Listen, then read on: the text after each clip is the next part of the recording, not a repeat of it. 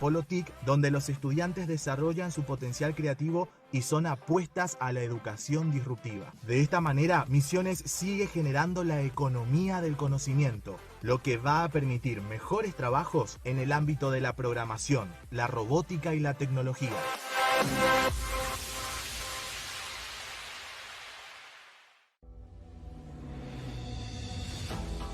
Las tendencias del mercado muestran constantemente nuevos productos vinculados al Internet, desde la automatización de los hogares hasta la conectividad y control de maquinarias en la industria. Por esto, te invitamos a participar del primer IoT Day organizado por la Escuela de Robótica, el día 7 de abril en sus dos horarios, de 9 a 12 y desde las 15 hasta las 20 horas. Podés verlo y participar a través de nuestras redes sociales. IoT Day, Escuela de Robótica Misiones.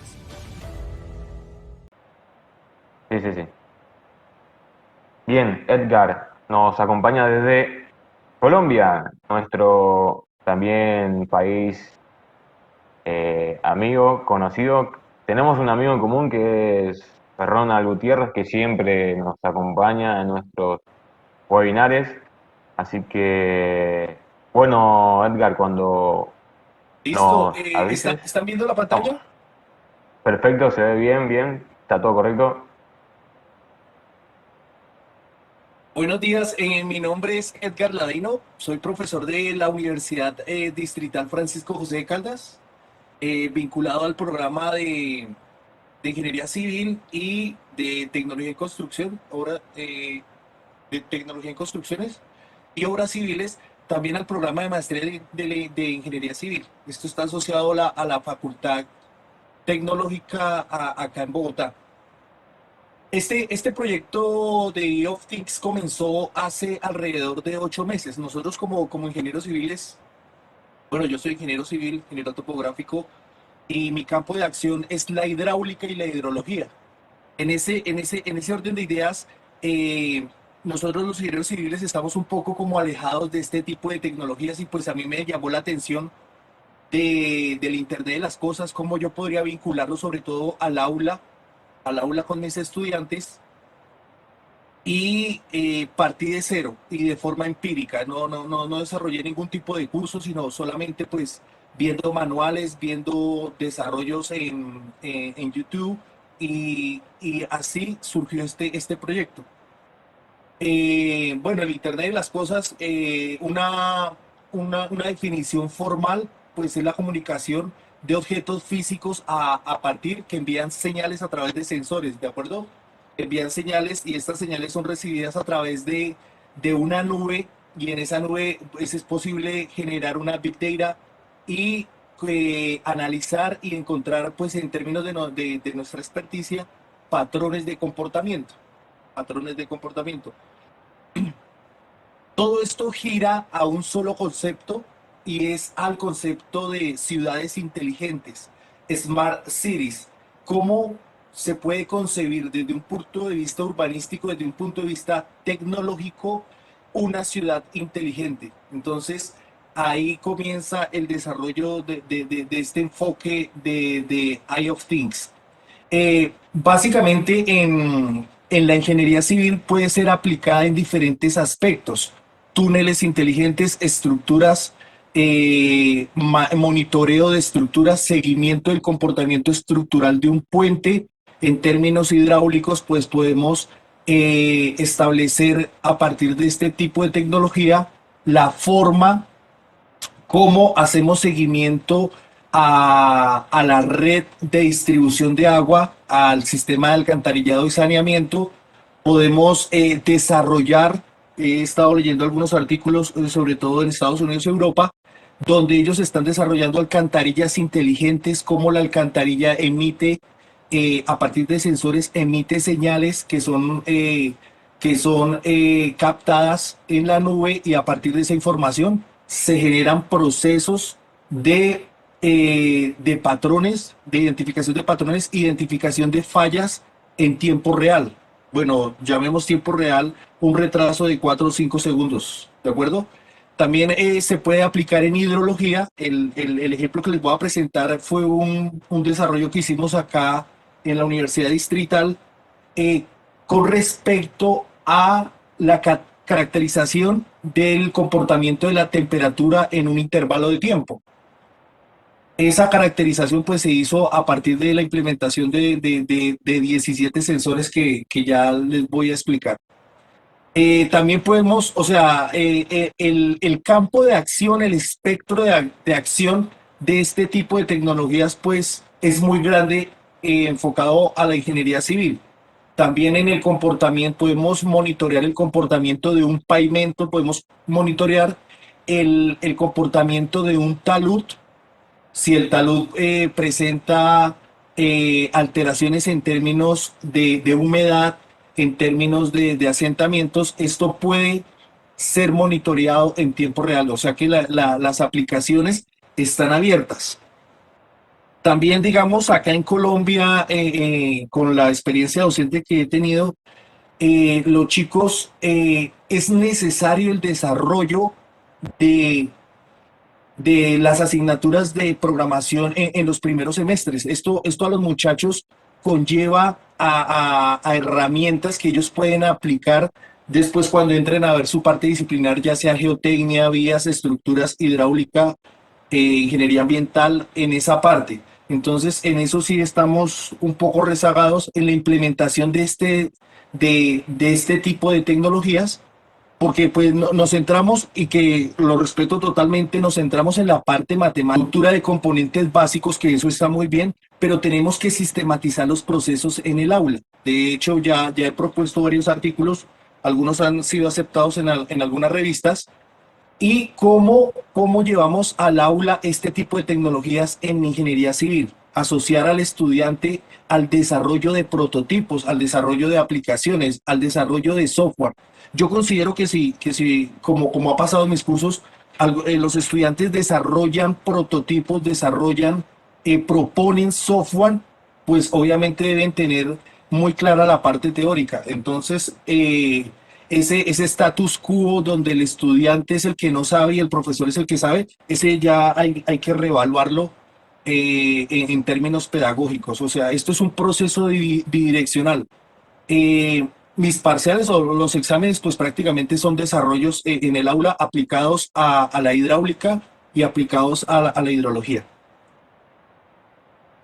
Como les decía anteriormente, pues el objetivo de todo este tipo de tecnologías es concebir una ciudad inteligente, una ciudad interconectada, y esto redundaría en la optimización de los recursos ecosistémicos. Si sabemos cuánta agua está consumiendo, yo ahorita estoy desarrollando el doctorado acá en la Universidad Distrital y me estoy enfocando en las fugas. ¿Cómo puedo identificar una fuga?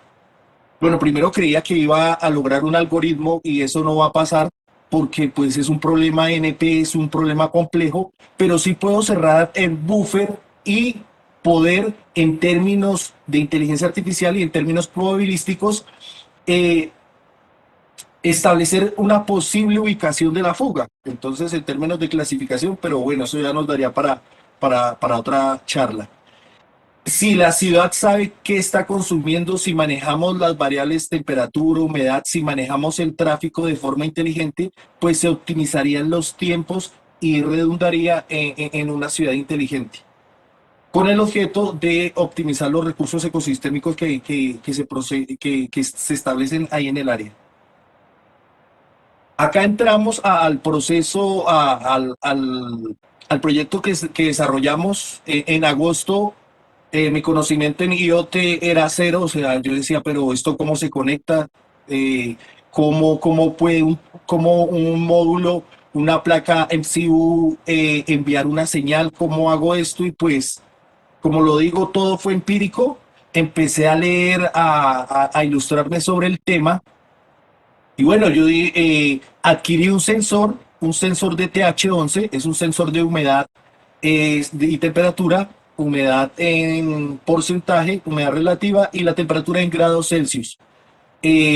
También adquirí esta placa SP8266, es un microcontrolador que tiene la función, esto es prácticamente un computador, un mini computador. Y bueno, esto acá en Colombia tiene un valor alrededor de serían $7. Lo conseguí, conseguí los cables, conecté los componentes electrónicos y digo, bueno, ¿y cómo los conecto? ¿Cómo realizo este proceso? Y bueno, leyendo, pues es muy sencillo. Básicamente, pues ya cuando ya se tiene solucionado, pues es muy sencillo. Básicamente el microcontrolador tiene una fuente, un voltaje de 3 voltios, una G de ground de tierra y una señal, perdón, que puede ser conectada a cualquier pin de entrada de señal. En este caso, pues lo conecté al pin de 3. Se conecta muy sencillo. Este sensor trae acá una S que significa señal, trae un menos que es la tierra, que es el negro, y se conecta en el pin de tierra, y el voltaje va para el pin 3 V. Hay que tener cuidado que esta placa funciona en un rango entre 3 y 5 voltios. Esta conexión se realiza a través de un cable USB a micro USB. Entonces, esa es la conexión básica del microcontrolador. Lo podemos también hacer a través de una tarjeta Arduino, pero esta es la opción más básica y más económica. También trae, pues, bueno, esta forma, esta es la antena con que el microcontrolador se conecta a Wi-Fi, y es un microcontrolador que pues, tiene las especificaciones 34 megas en RAM de memoria, y es un microcontrolador potente. Bueno, y ahí dije, bueno, ¿y cómo se conecta? Yo cómo conecto. Entonces ahí hay que bajar una serie de software necesarios para realizar el procedimiento, que es Arduino. Y yo dije, bueno, y Arduino, y a partir de un código, el MicroPython, se programa la placa MCU, y generando un canal en este caso el canal es en ThinkSpeak de MATLAB, podemos conectar la señal que está captando el microcontrolador a través del sensor de HT11, se envía al microcontrolador, el microcontrolador lo envía vía Wi-Fi al canal de MATLAB. Listo. Y acá, bueno, probé 55.000 códigos, ninguno me funcionaba, hasta que hubo un código, pues, estructurándolo. Acá lo podemos observar. ¿Sí están viendo mi pantalla? Esto es en real time. Acá, bueno, Sí, acá se ve. acá descargamos el Arduino, y en el Arduino hay que hacer una serie de procedimientos. Yo tengo un canal de YouTube, ahí explico el step by step del procedimiento, y se descargan una serie de bibliotecas y se configura. ¿Qué nos pide este código? Este código yo lo tengo ahí para que las personas que lo quieran descargar, básicamente simplemente hay que cambiarle 3 datos. Lo que tiene que ver con la clave del API key del canal de MATLAB, el API key que se genera cuando se realiza el canal de MATLAB. Lo tenemos acá. Podemos entrar acá, ThinkSpeak de IoT. Los estudiantes de la Universidad Distrital tienen acceso porque pues la universidad paga el licenciamiento de este software.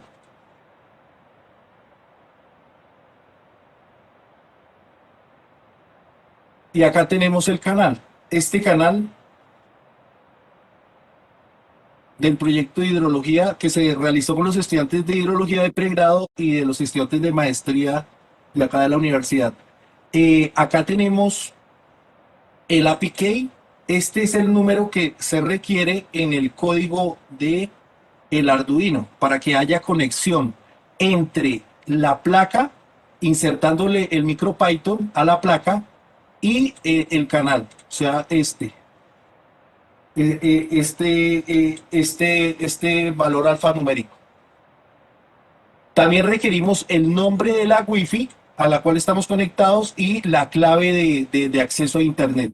Una vez desarrollado esto, pues se copia este código y corre y podemos abrir el puerto serial para mirar. Esto está en tiempo real. Ahorita in situ tenemos una temperatura de 21.7 grados Celsius con una humedad relativa de 58%.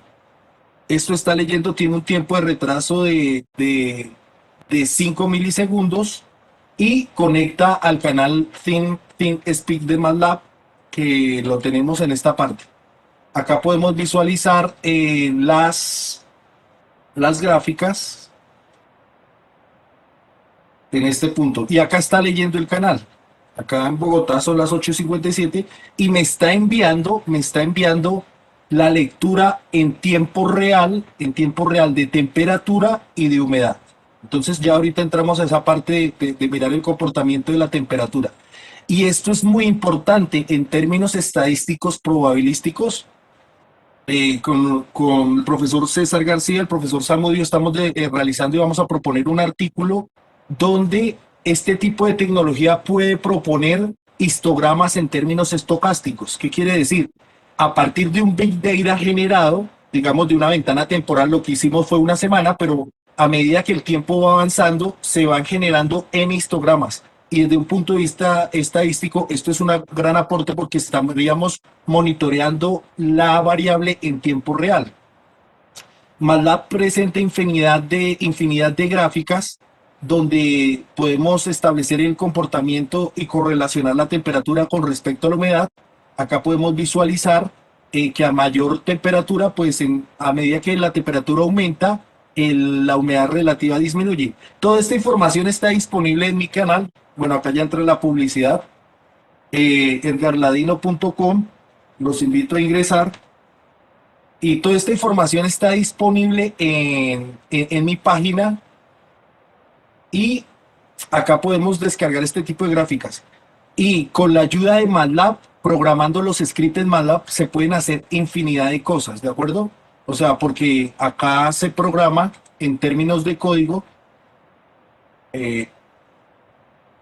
Entonces usted este código lo puede modificar, le puede adicionar y puede hacer infinidad de cosas. Esto maneja el lenguaje de script de MATLAB y podemos, en este caso, por ejemplo, estamos direccionando el canal, le estamos diciendo que en el campo 1 existe la temperatura, para el campo 2 se establece el valor de la humedad relativa, obviamente asociado al API del canal.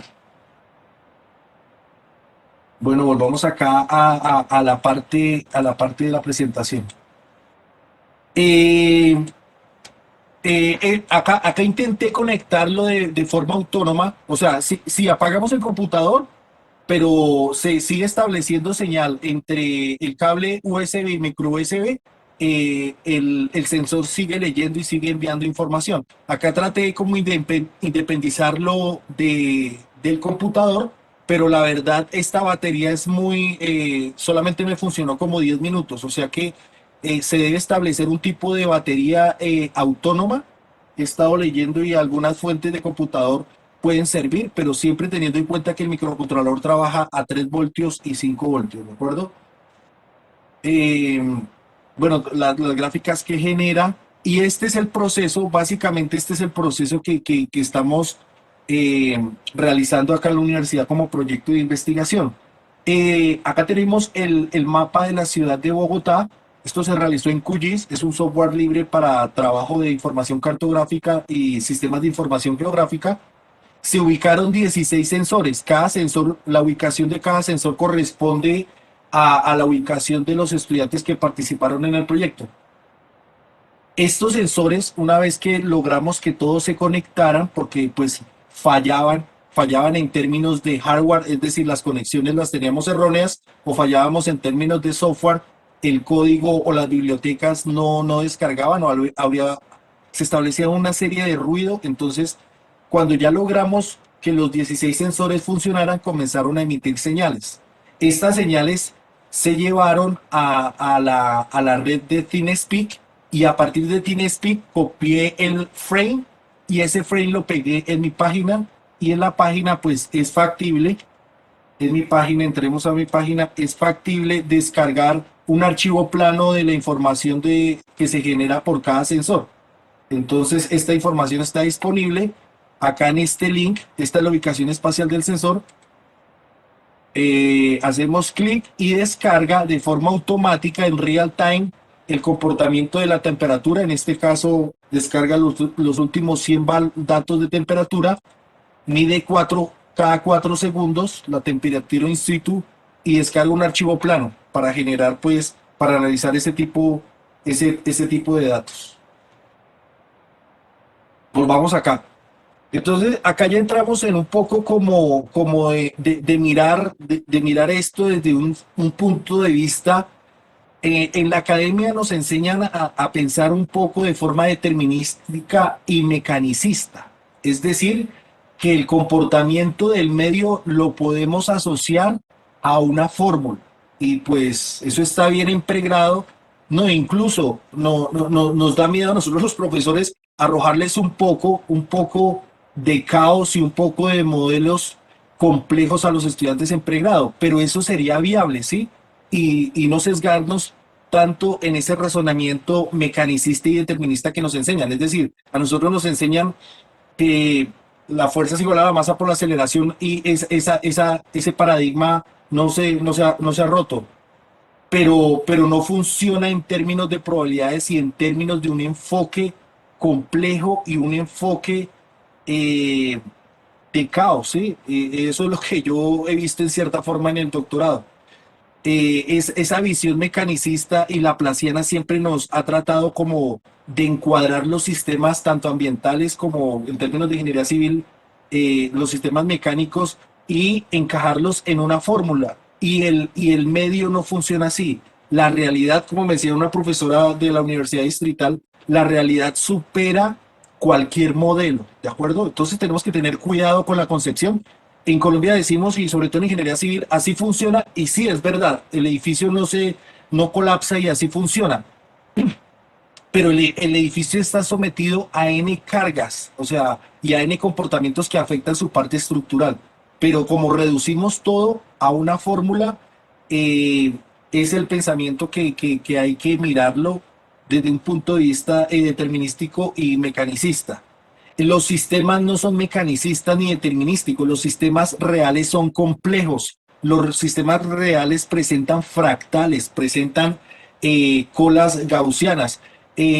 Tratamos de asociar el comportamiento de las variables a modelos de distribución predeterminados, pero cada variable presenta un histograma, cada variable como en este tipo de tecnologías podemos ver que en algunos casos el comportamiento de la temperatura no presenta una distribución normal. Entonces, con este Eye of Things, establece esa posibilidad.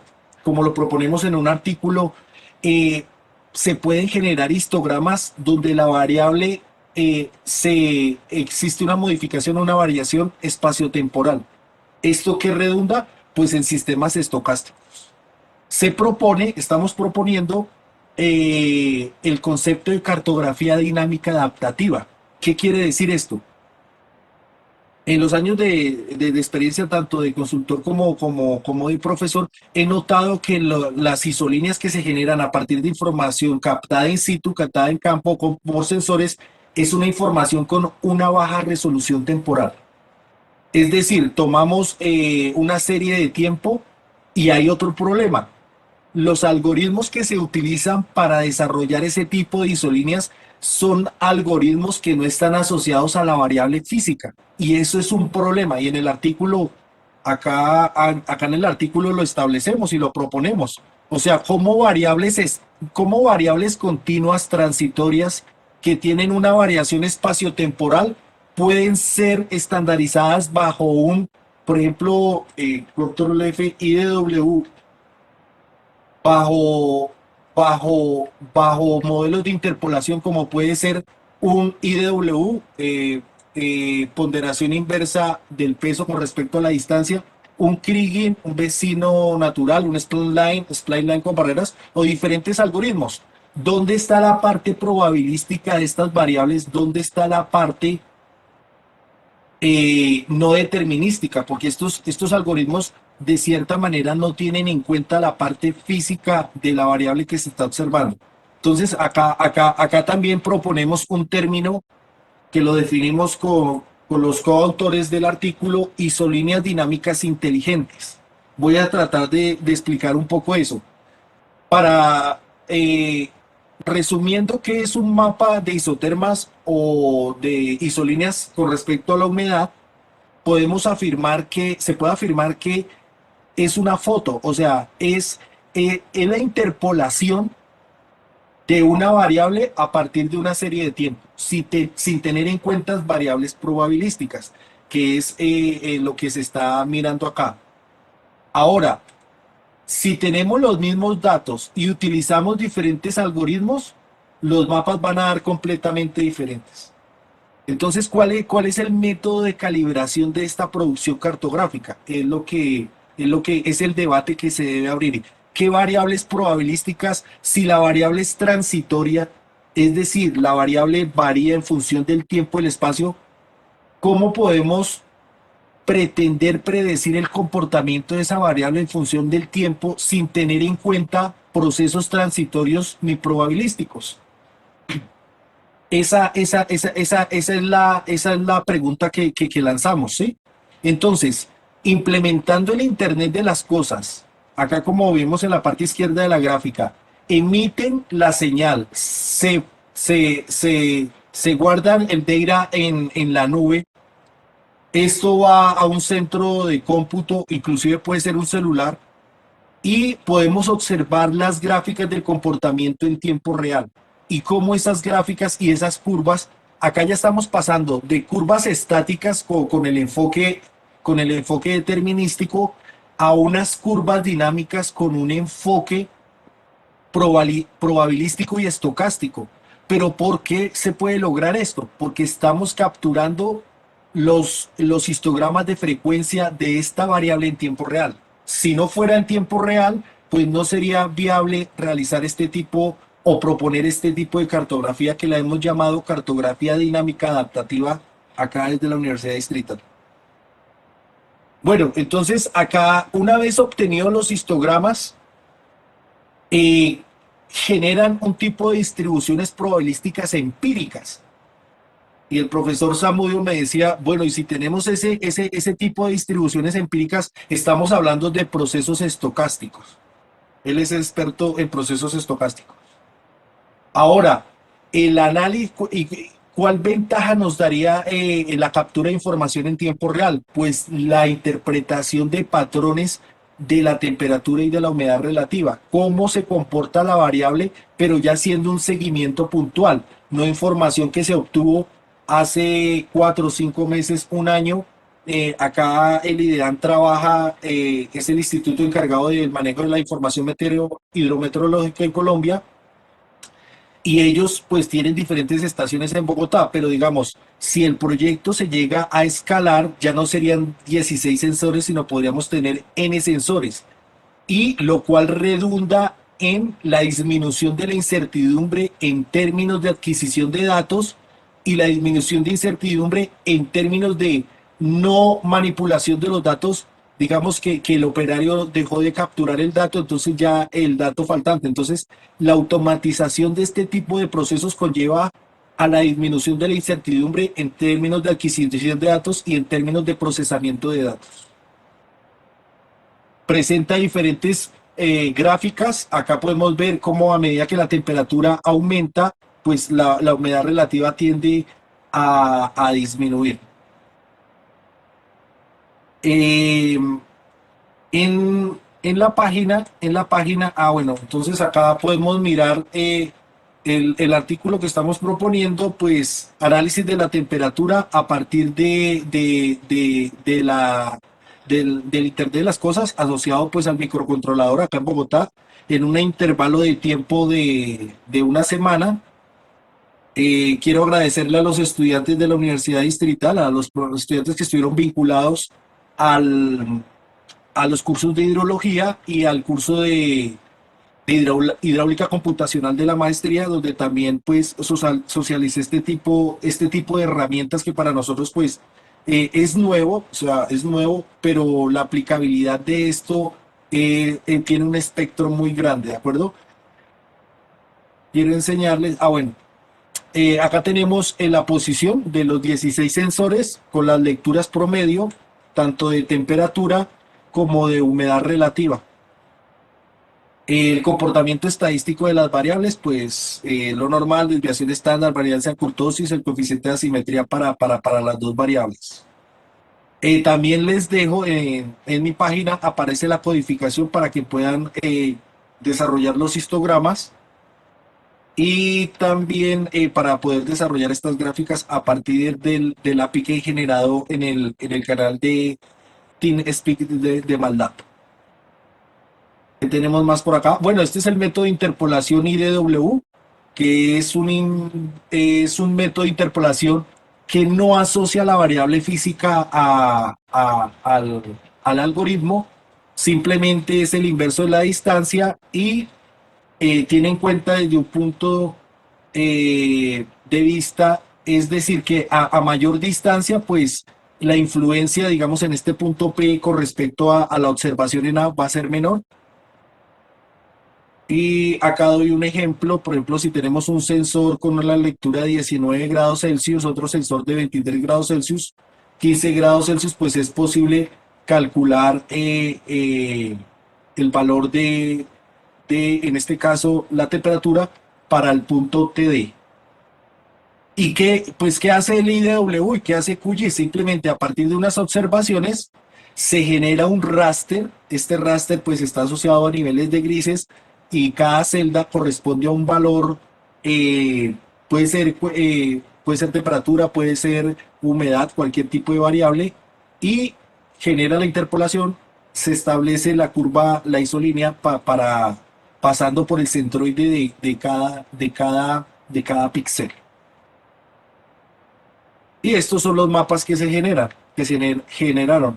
Evidenciamos la mayor grado de temperatura de aumento, pues corresponde a las localidades de Ciudad Bolívar y Bosa, acá en Bogotá, menores Puente Aranda y Mártires, y el mapa también nos ilustra cómo pues es diferente para la humedad relativa, donde en Bogotá la temperatura es menor, pues aumenta el grado de saturación de vapor de agua en el medio, que es la humedad relativa.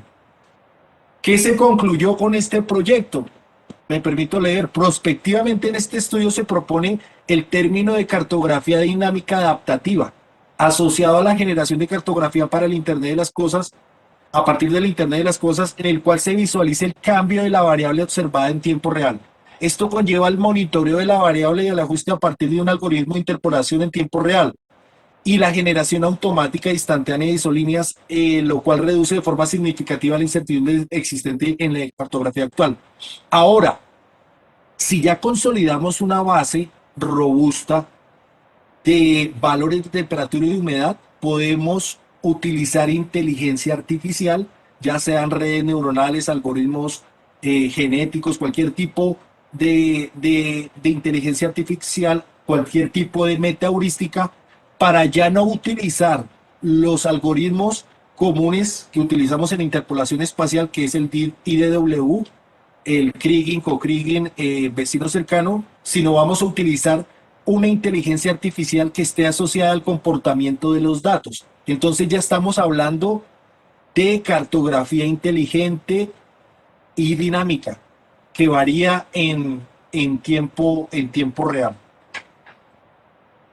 La contribución, bueno, agradecimiento a los estudiantes de la Universidad Distrital y al profesor García y al profesor Zamudio en todos los aportes realizados. Acá pueden descargar los mapas, pueden descargar, acá tengo un video, cómo conectar en YouTube. Bueno, acá vienen los comerciales.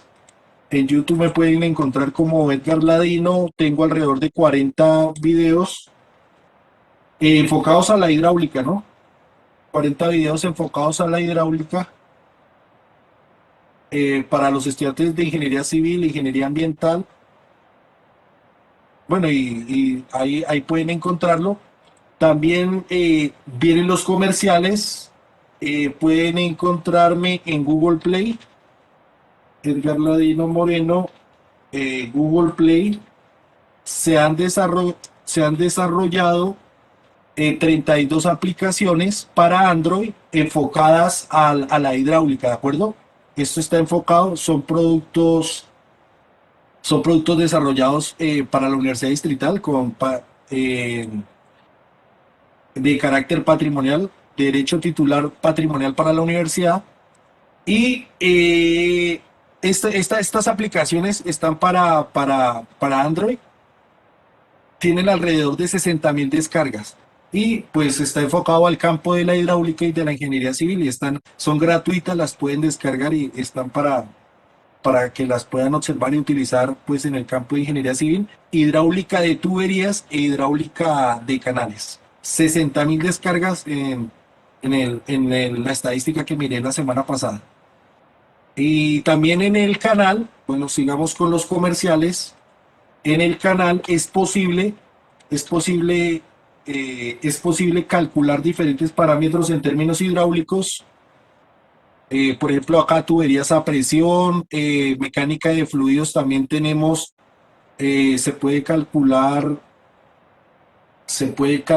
¿qué podemos calcular acá? Fuerzas hidrostáticas sobre superficies planas, inclinadas, curvas.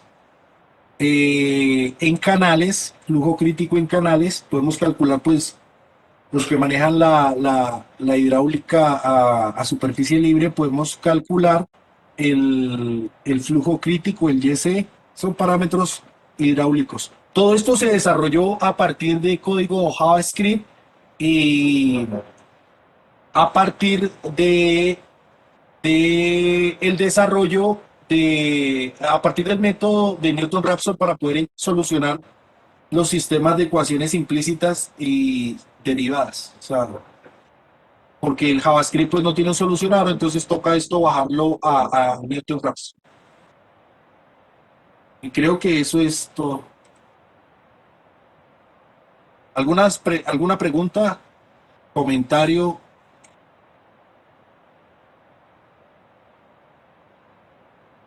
Hola Edgar. No, por ahora en Facebook simplemente te están diciendo excelente, excelente jornada. Y en Facebook por lo menos no tenemos preguntas. No sé si en web. ¿Teo? Bien. También estamos transmitiendo en YouTube. Tenemos más que nada felicitaciones por la disertación. Por ahí una pregunta por ahí surge para el público en general. El tema es que habías comentado que estos proyectos se pueden replicar, ¿es verdad? Sí, claro. O sea, estos proyectos, la variable, podemos monitorear cualquier tipo de variable, ya sea en términos de ingeniería civil, en términos médicos, o sea, podemos monitorear el comportamiento, digamos, de presión arterial, o sea, la aplicabilidad del Eye of Things presenta un espectro muy grande, o sea, y realmente estamos muy incentivados a, en la universidad a tratar de mostrarle esto a los muchachos, o sea, personalmente, pues mis proyectos y mis exámenes finales se enfocan a este tipo de cosas. Está muy bien aprendernos la fórmula, aprendernos el modelo mecanicista y determinístico, pero ya desde un punto de vista pedagógico y sobre todo con las estas nuevas juventudes, debemos es de enfocarnos al desarrollo de aplicaciones. Hay estudiantes de primaria en Europa y Estados Unidos que están desarrollando aplicaciones para Google. O sea, si soy claro, todo se centra en el desarrollo de aplicaciones enfocados a la parte disciplinar. Y ese es el modelo que yo trato de instaurar en mis cursos, ¿sí? Porque esto ya he encontrado estudiantes, profe, usted nos habló de esta temática y estoy haciendo una maestría en Europa y voy a desarrollar una aplicación enfocada. O sea, ya empiezan como a articularse con este tipo de tecnologías. Respeto completamente pues el modelo tradicional de sentar al estudiante y preguntarle y si no sabe la fórmula cero, pues eso es discrecional de cada profesor. Pero si enfocamos esto de manera transversal, si empezamos a mirar la parte de geotecnia, estructuras en términos de ingeniería civil, ya se generan proyectos que escalan a impacto en términos locales y después en términos regionales. Esto, y en el fondo este tipo de tecnologías debe ser una tecnología básica, o sea, debe ser una tecnología accesible a cualquier tipo de persona, tenga o no tenga una formación, ¿sí? Entonces, en el artículo también hablamos de redes participativas. Control F. ¿Qué quiere decir? Podemos generar alertas tempranas, digamos si estamos monitoreando un río, donde cualquier habitante donde, mira, acá hablamos de eso. Esto podría contribuir esto podría constituir la línea base para la estructuración de redes de alerta participativa en tiempo real, con el objeto de formular planes de contingencia y gestión del riesgo. ¿Qué quiere decir eso? Si la persona que vive en la localidad tiene una aplicación en su celular y sabe cómo se está comportando el nivel del río, sabe cómo se está comportando el manejo de residuos en su localidad, esto contribuye a mejorar en términos ambientales donde él vive, ¿sí soy claro? Pero también el desarrollo de tecnologías, como me decía un profesor en el doctorado, un cajero automático acá donde se saca dinero es complicado por dentro, pero para el usuario debe ser muy fácil, ¿cierto? Simplemente ingresar la tarjeta y digitar 4 números y sacar su dinero. Así debe ser este tipo de tecnologías. Por dentro, a nivel de código, pues son complicadas en cierto aspecto, pero como tú decías antes, los códigos ya están, simplemente adaptarlos. No hay que arrancar de cero, porque de pronto esa es una parte que dice, no, tenemos que arrancar de cero y empezar a programar. No, simplemente adaptar los códigos que ya propones y son códigos abiertos y colocarlos y adecuarlos a nuestro proyecto. Podemos monitorear cualquier tipo de variable. Podemos monitorear cualquier tipo de variable. Sí, señor. Exactamente, hoy, como decíamos, eh, y lo vuelvo a repetir, la frase de eh, copiar está bien, pero clonar está malo, hacíamos referencia a lo que es toda la información de Internet, hasta de tu sitio web, que como lo mencionaste, podemos rescatar lo que es la información, por ahí adaptar a nuestras necesidades, por ejemplo, si queremos incluir otro tipo de sensor para sumar al DTH11, sensor eh, por ahí de caudal de viento, que vi que se ocupa mucho en lo que es telemetría del clima. Pero bueno, como dijiste, está disponible lo que es toda esta información en tu sitio web. Y Sí, sí, todo está disponible ahí, los códigos son abiertos, todo está disponible para que lo pueda. Ahora tú dices monitorear el viento. Bueno, ¿y para qué monitoreamos el viento? Pues podemos generar un mapa de isolíneas de la variable viento y en los lugares donde exista mayor intensidad de viento, pues ahí podrían emplazarse turbinas, mecanismos para generar viento, para generar energía eólica. exactamente, Entonces es exactamente. la concepción, ¿sí? Es la estructuración de las ideas y todas estas ideas salen desde los cursos de pregrado en ingeniería. O sea, y se extrapolan ya en términos de industria y en términos empresariales, ¿sí? Por ejemplo, yo me he visto un mapa en real time del comportamiento de la variable, como tú dices, viento. ¿Y para qué nos sirve? Pues para emplazar sistemas para generar y producir energía eólica, energía pues amigable con el sistema ambiental, con el sistema del medio ambiente. Exactamente. Lo bueno es que mostraste que este proyecto se pueden ocupar componentes comunes, por así decirlo, entre comillas, que básicamente tiene un nodo de MCU y un DTH11. Por ahí eh, concuerdo con vos que lo que es más complejo es el tema de la programación, pero básicamente lo que es hardware es lo que se consigue en el mercado, digamos, muy fácil. Eh, Sí, exacto. Y, puede son, ser un, y es económico. En Colombia vale alrededor de $7. Les costó a los estudiantes los elementos electrónicos. Exactamente, sí, son componentes acá también bastante accesibles y bastante baratos, por así decirlo.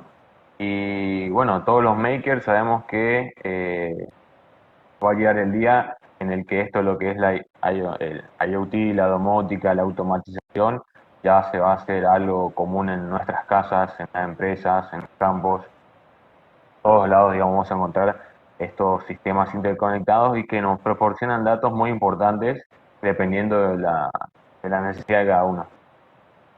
Mira, acá en el artículo decimos, se estima que para el 2025 habrán más de 75.000 millones de dispositivos conectados a IoT. Estamos cerca, ¿eh? Sí, o sea, esto sí, o sea, esto ya la tecnología, ya tenemos que adecuarnos a este tipo de herramientas y sobre todo desde el aula. Exactamente. Por ahí un ejemplo más claro para el público en general, antes se hablaba de lo que es la impresión 3D, que hace años tener una impresora era como tener oro en tu casa. Pero hoy en día la mayoría de los desarrolladores de proyectos cuentan con una impresora en 3D porque es algo útil, te permite armar las carcasas, armar los, los proyectos de robótica, de IoT, digamos, se vuelve algo más común, por así decirlo, para las personas. Y bueno, esto lo de IoT también.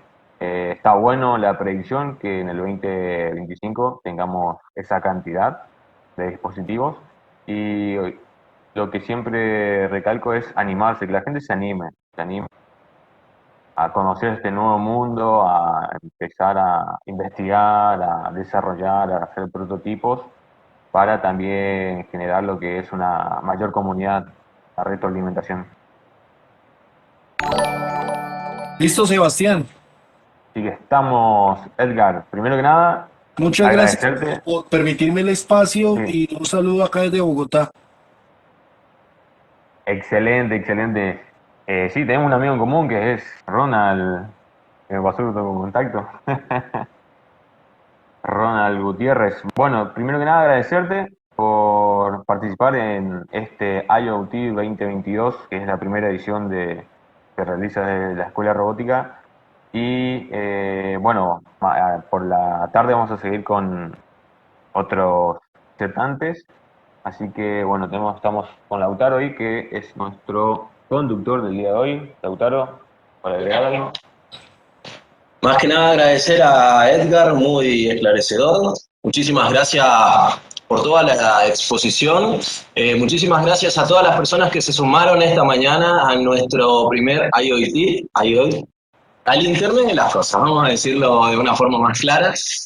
Vamos a castellanizar la palabra, al Internet de las cosas, donde diferentes interlocutores de diferentes partes de Latinoamérica se unen para hablar de esto que se viene. Estamos cada vez damos pasos más cercanos hacia un futuro donde todo va a estar conectado y vamos a tener todo en la palma de la mano. Así que los esperamos esta tarde, 15 horas, horario argentino. Vamos a continuar con el Internet de las Cosas, el Día del Internet de las Cosas, y todavía quedan muchísimas personas de toda la comunidad hispanohablante para disertar sobre esta temática. Así que muchísimas gracias y nos vemos esta tarde.